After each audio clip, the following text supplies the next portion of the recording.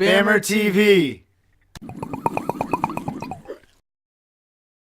What's up, BammerLand? Welcome back to BammerTV, and we are again here at NECANN Boston 2019, and I'm joined with my good friend Ben from Acadia Farms. Ben, how are you today? Excellent. Today has been a wonderful day so far. A lot of phenomenal people, really great conversations, good networking, good team building, just a phenomenal event overall. It's been wonderful. Good stuff, good stuff. So you have a CBD company. Can you tell us a little bit about Acadia Farms and how you guys got started? So Acadia Farms originally started exactly 1 year actually from this month. Oh wow! It is our it's our 1 year anniversary. Congratulations! It was awesome. really a nice pleasure to be here, man. Thank you. It's perfect timing. We started off originally, I was in nursing, and that was where I saw my career path going. I wanted to be a CRNA, work in emergency medicine, helping the operating rooms. And my father ended up getting diagnosed with terminal cancer while I was in nursing school. And it really frustrated me that I was not advanced enough in my education to be able to really help him in any way that was meaningful with his illness. So I'd been a cultivator for 13 years at that point, and I was very, very passionate about the plant, though I wasn't allowed to know what I was doing. Yeah.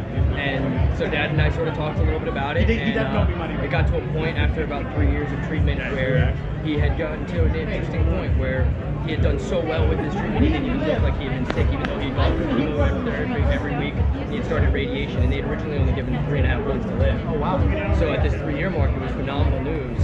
And then he started to finally turn a little bit, and his pain went through the roof almost immediately. And so he was on roughly 180 milligrams of extended relief morphine a day with 5 milligrams of dilaudid every 4 hours for breakthrough, which is 1,000 times stronger per milligram than morphine. Yeah. So it was a severe amount of pain that he was dealing with, and an incredible amount of opioids. And I just watched my vibrant, amazing father just deteriorate and just fall into himself. And for the first time in my life, he was depressed, and for the first time, it was not my dad, and that really ripped me up inside. Even more so than the fact that he was just sick, because now he was not just sick, he was suffering, and I couldn't do anything to fix it. So my girlfriend really pushed me to try to do something different, sort of an alternative methodology, and we started finding CBD products that worked for him, and we dropped him down to 15 milligrams of morphine a day. And for his last 8 months of life, we provided hospice care for him in our house, and we would take him to the beach every morning. We take him out to eat at lunch every single day at a different restaurant. We had Thai, Korean, Japanese, Jamaican, barbecue. He wanted to taste everything that he could before he was out. And every night we would end up going to Whole Foods, because the only thing we liked more than eating food was buying food. That's awesome. And so we would buy things like golden beets and rutabagas and all these things that we'd never even tried before. He was like, "What's that?" "I don't know." "Got it. We're gonna make it tonight. I have no recipe. You'll find one." And it was an amazing experience for me. It gave me my father back, and it gave me this incredible opportunity over the last 8 months to really develop our relationship, which we hadn't really had much until I was 18. So at that point, we'd only had about 6 years, and it changed my life, and it changed his life, and it opened my eyes to an alternate way to help people other than going to medicine.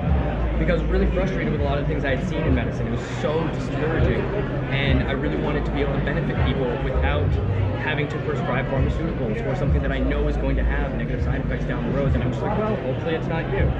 So this allowed us an opportunity to really branch out. And then after he passed, I decided I really did not want to go back to nursing, and I wanted to do something else. And Amanda really pushed me in this direction and gave me the guidance and the support that I needed. And we started formulating products for every member of my family, starting with her. She had severe celiac disease, and she has anxiety. So we formulated the Serenity drops for her, and it did wonders for her. And then my mom's epileptic with bipolarity and chronic arthritis, so we made Dissolve, the lotion, and a separate tincture for her. My little sister absolutely hated the flavor of the spearmint, so she's tried the cinnamon and the maple now. And then my stepfather, my favorite. Yes, mine too. And my stepfather was a Marine with severe PTSD that ended up affecting him so much with anxiety that he wasn't able to work for many years. About 6 years he was out of the workforce. And now he is not just back in the workforce, he is actually running a jewelry store as head jeweler, doing what he loves. And he went from being a depressed, hermited person to going out and being vibrant and having friends and coming out and being around more often again. And it has changed every member of my family's life, and it changed my life, and it grew from there just organically and naturally. We've done no marketing until basically just events. So basically what you're saying is cannabis has completely changed you and the people around you. Yeah, so I was shocked severely when I was 18 years old. I got 600 volts of electricity. They left me with severe neurological damage and tremors. Wow. So I started smoking cannabis at 16 because they had me on amphetamines for ADD. Then they put me on Xanax because I was too off the walls. And now they're like, well, you're all over the place, so here's a mood stabilizer. And one day I was out on a vacation trip camping, and I was smoking cannabis, and I had suddenly realized I left all my pills at home. I was like, what am I going to do? We're on a trip for a week. I can't do a week without my medications.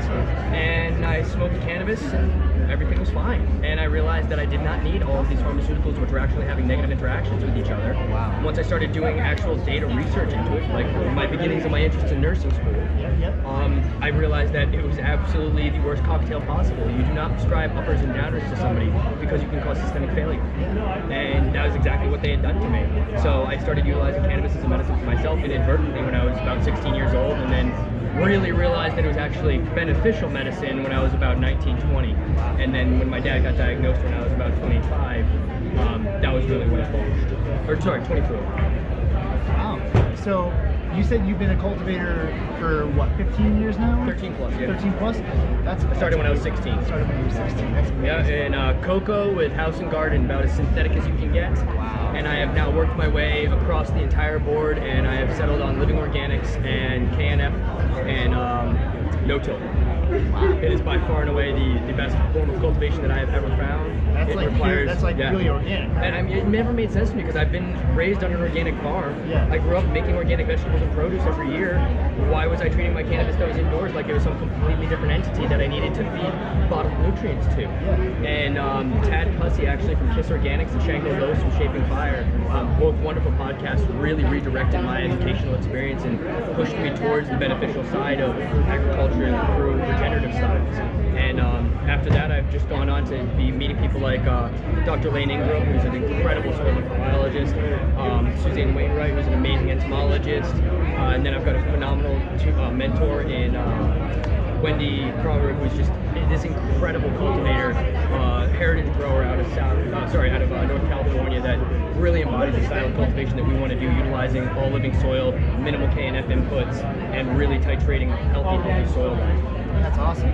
So you're obviously very big into CBD, but how do you feel about THC therapy and the benefits that THC? That is my original passion. Okay. I started the CBD company because of what it did for my dad, and because when I made the products for my family, my mom did not want to get high. Yes. It's actually very adverse for her. It makes her feel incredibly uncomfortable. She crawls in her own skin. So I needed to make sure that this was going to be non-psychoactive for her. But cannabis is THC is what I use.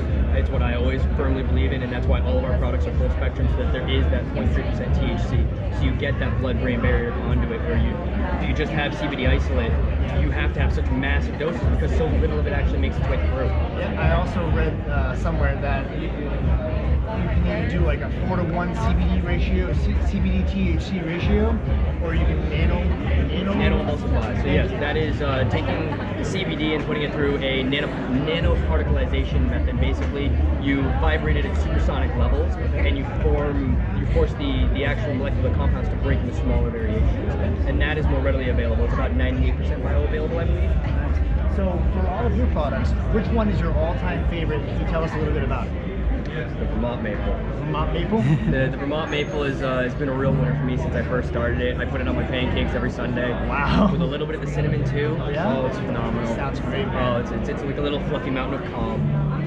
It's a great way to start your Sunday morning. The other one that I would say is probably the lotion. That helps me a lot with arthritis and inflammation. I get such immediate responses from people with it, but if I had to come down to it, yeah, the tinctures and the lotion, because it's the rate of effect and relief that I see in people and the emotional outpouring that they give back to me is just incredibly satisfying. That's awesome.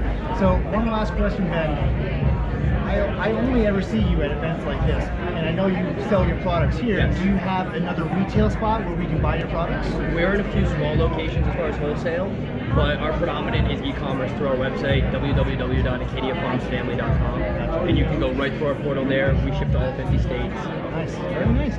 So guys, go on to acadiafarmsfamily.com, give Ben some support, and Ben, have anything else you want to add to our viewers? keep an eye out for our future progression into the THC market. We're looking to do a vertically integrated facility that is going to be carbon neutral if possible, utilizing all living organics, rejuvenated multiplication. We're going to also do solventless extractions as well as clean solvent extractions utilizing CO2 and cryoethanol, and we're going to have a small scale dispensary locally. If you don't know what all that means, I suggest you go Google it, because he just said some amazing things in our industry. Ben, thank you so much. Give for us a your time. call. I'm happy to talk to anyone. Hear that? We do consulting. Yeah. Hey, look at that. Guys, remember, for everything else weed and weed related, keep it here on BammerTV. But remember, Acadia Family Farms. Farms Family? Acadia Family Farms. Oh, sorry, Acadia Farms Family. Acadia Farms Family out in Rehoboth, Massachusetts. My good friend Ben and his girlfriend Amanda. Two of the best people I know. So It's been a real pleasure, Dave. Thank you so much.